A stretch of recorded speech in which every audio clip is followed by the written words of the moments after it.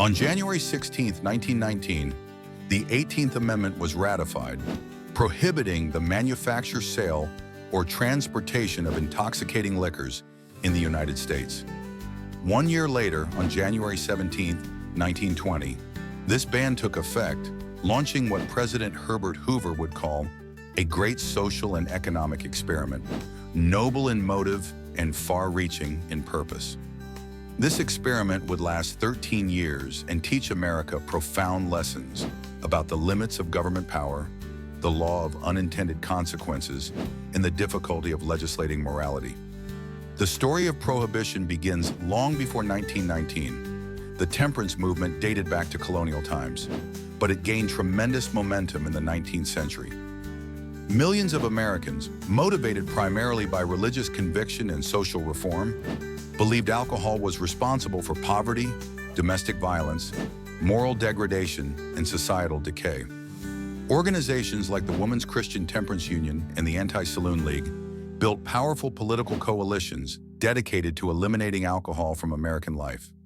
These weren't fringe extremists, they were mainstream reformers who saw alcohol as a genuine social problem. And they had evidence. Alcohol abuse did contribute to poverty and violence in many families. Working-class wives often bore the brunt of husbands who drank away wages needed for food and rent. Reformers believed that banning alcohol would strengthen families, reduce crime, and improve public morality.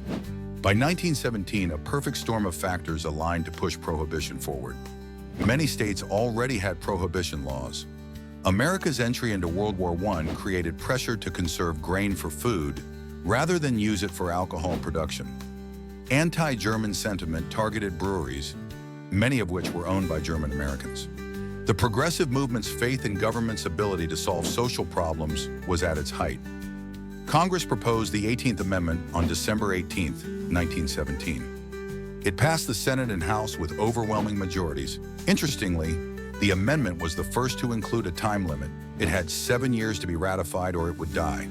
The Anti-Saloon League didn't need that long. Within 13 months, 36 states had ratified it. Nebraska became the crucial 36th state on January 16, 1919. By 1922, 46 of the 48 states had ratified it. This widespread support reveals something important. Prohibition wasn't imposed by a small elite on an unwilling population. It reflected genuine popular sentiment across much of America. The moral and religious arguments resonated with millions of citizens who believed government should promote virtue and discourage vice. But support for prohibition in principle proved different from accepting its practical implications. 9 months after ratification, Congress passed the Volstead Act, named for Andrew Volstead, but actually written by Anti-Saloon League leader Wayne Wheeler. This law defined intoxicating liquors as anything containing more than 0.5% alcohol, much lower than many people expected. To the surprise of beer and wine drinkers, their beverages were banned too. President Woodrow Wilson vetoed the Volstead Act, believing it went too far. Congress overrode his veto the very next day, demonstrating Prohibition's strong political support. But enforcing this sweeping ban would prove far more difficult than passing it. The 18th Amendment created what might be called a perfect storm for organized crime. Consider the situation. Millions of Americans still wanted to drink alcohol, but legal production and sale were banned. This created enormous profit opportunities for anyone willing to break the law. And break it they did spectacularly. Bootleggers smuggled liquor from Canada and Mexico. Rum runners brought it by boat from the Caribbean. Moonshiners produced it illegally in hidden stills. And perhaps most visibly, thousands of speakeasies, illegal bars, opened in cities across America. These establishments became glamorous symbols of rebellion during the Roaring '20s, where Americans from all walks of life gathered to drink illegally. Criminal organizations seized this opportunity. Gangsters like Al Capone in Chicago made millions from illegal alcohol. Capone's organization alone was estimated to earn $100 million annually from bootlegging. This money funded criminal empires that corrupted police forces, judges, and politicians. The murder rate, which initially declined, later rose to record highs due to gangland violence. Federal enforcement proved woefully inadequate. Prohibition agents like Eliot Ness made headlines with dramatic raids, but they couldn't stop the massive illegal liquor trade. Worse, the law bred contempt for all laws. When ordinary, otherwise law-abiding citizens routinely broke prohibition laws, respect for legal authority eroded. The economic consequences were severe. Legal breweries, distilleries, and saloons closed, eliminating hundreds of thousands of jobs. Tax revenue from alcohol disappeared just when the government needed it. When the Great Depression struck in 1929, these economic losses became unbearable.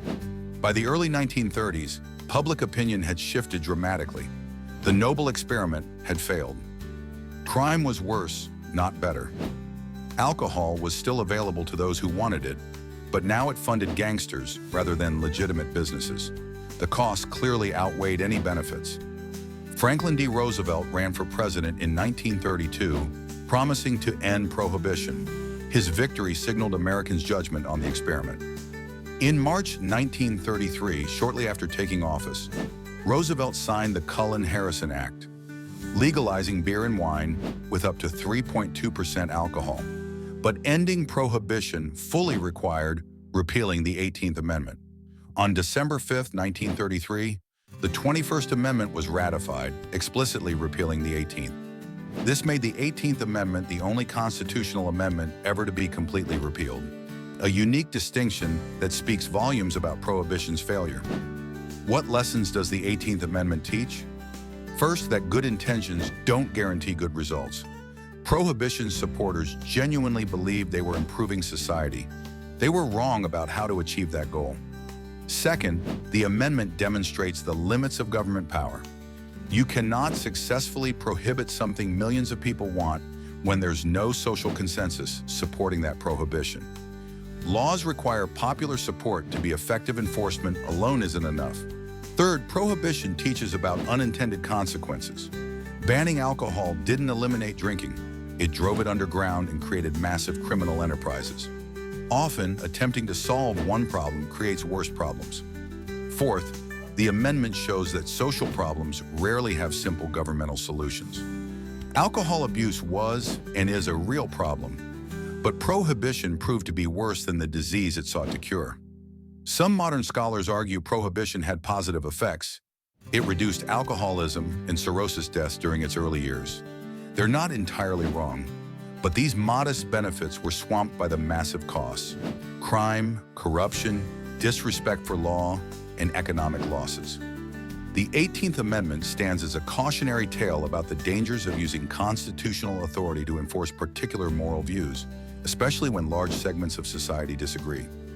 It reminds us that government power should be exercised carefully, with humility about what law can and cannot accomplish. Most importantly, the amendment and its repeal demonstrates American self-correction. We tried an experiment, recognized it failed, and reversed course. That's not weakness, it's wisdom. The ability to admit mistakes and change direction is essential to free government. The 18th Amendment failed, but the process of recognizing and correcting that failure shows our constitutional system working as designed.